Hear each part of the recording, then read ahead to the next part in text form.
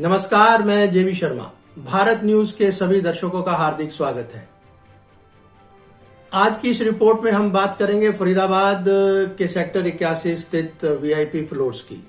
VIP floors society जो है लगभग 7-8 साल पहले इसकी बसावट यहां पर शुरू हुई, कह सकते हैं 12 या 13 सन 2012-13 से जो बसावट शुरू हुई और 2022 तक हम आ चुके हैं और लगभग 330-33 यहां पर फ्लैट्स हैं इस कॉलोनी में।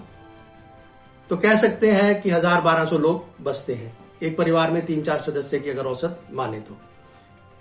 अब सवाल यह है कि इन 1000-1200 लोगों की बसावट में जो सामाजिक समरसता है, सामाजिक सामंजस्य है, वो कितना फिट है, कितना बैठा है, या कितना ये कहें कि इसमें हम इसकी सामंजस्य और समरसता की अपेक्षा कर सकते हैं। तो दर्शकों, आइए हम बात करते हैं वीआईपी सोसाइटी में 2022 में होने वाले चुनावों के संदर्भ में, जो आरडब्ल्यू के होने हैं। तो इन चुनावों से पहले नवंबर माह में एक धार्मिक आयोजन हुआ था, हम उसी से अपनी बात का आरंभ करते हैं। दर्शकों, आपको बता दें, फरीदाबाद के वीआईपी फ्लोर्स में लगभग 1000 से 1200 लोग निवास करते हैं। ऐसे में आपको बता दें कि यहाँ के लोकल विधायक नरेंद्र गुप्ता ने 27 नवंबर 2021 में हुए एक धार्मिक कार्यक्रम के तहत यहाँ के लोगों को एक बड़ी सौगात दी थी। उन्होंने कहा था कि बुढ़ाना से वीआईपी फ्लोर्स तक कनेक्ट करने वाली लिंक रोड को वो बनवा कर देंगे। एक आपका जो एंट्रेंस रोड इधर से बुढ़ाना की तरफ से है, इस रोड टूटी हुई है, बहुत ज्यादा तो नहीं टूटी हुई। मैं आया था, देख के अभी आया हूँ इस रोड से।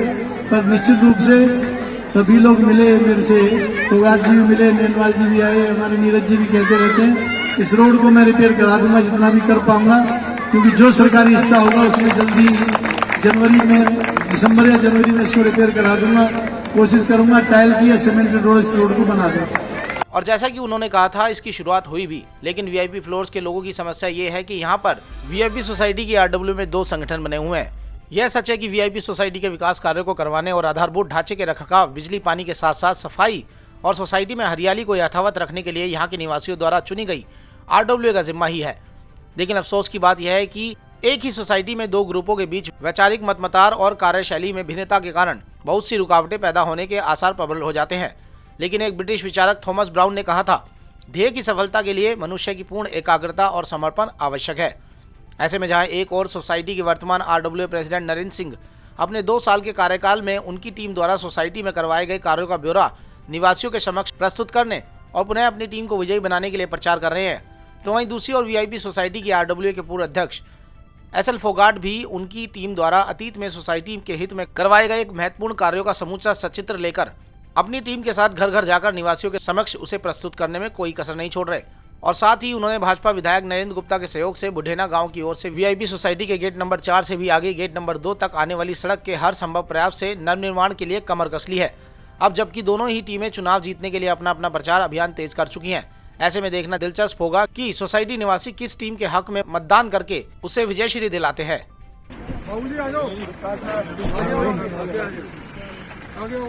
बाबू आ जाओ।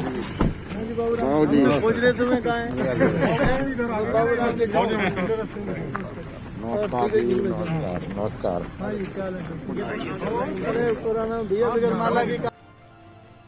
आज हम 21वीं शताब्दी में जी रहे हैं।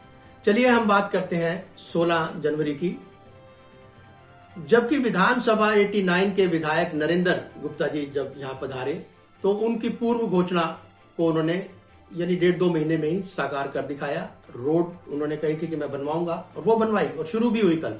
लेकिन अब सवाल ये है कि जो सड़क पूरी बननी थी वो पूरी नहीं बनी, आधी बनेगी, जिसकी शुरुआत होगी। हम कुछ विजुअल आपके उसके वो भी दिखाएंगे, लेकिन बाकी हिस्सा कैसे बनेगा और इस हिस्से का जो सड़क नहीं बन पा रही फिलहाल उस कल 16 जनवरी के साथ, तो उसका भविष्य क्या है, इस पर हमने सवाल किया। आइए देखते हैं वो क्या कहते हैं।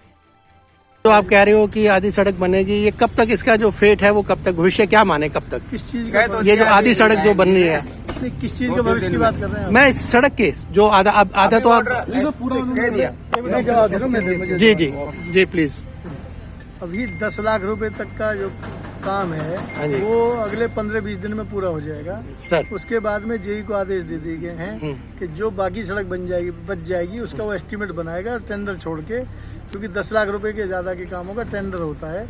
उसके बाद टेंडर होने के बाद में उस रोड का जब भी कोई आरसीसी का रोड के लिए बोला है बन के आ जाएगा तो वो बन जाएगा, जो भी समय लेगा। टेंडर कोई उठाएगा, वर्क ऑर्डर इश्यू होगा, उसके बाद नया जो कॉन्ट्रैक्टर आएगा कितने दिन में लगेगा वो आपके सामने पता चल जाएगा। ठीक है। अच्छा,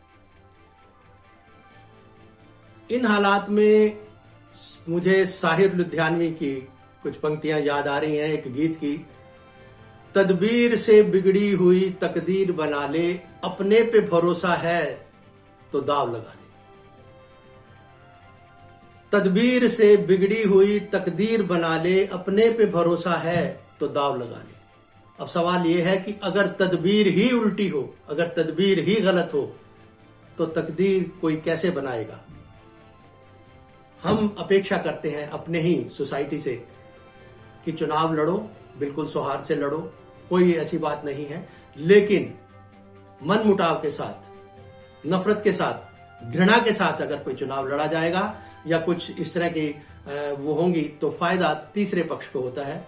इस सोसाइटी का विकास होगा, नहीं होगा, क्या होगा, नहीं होगा, ये कहना मुश्किल है। वो भविष्य के सब कुछ गोद में है।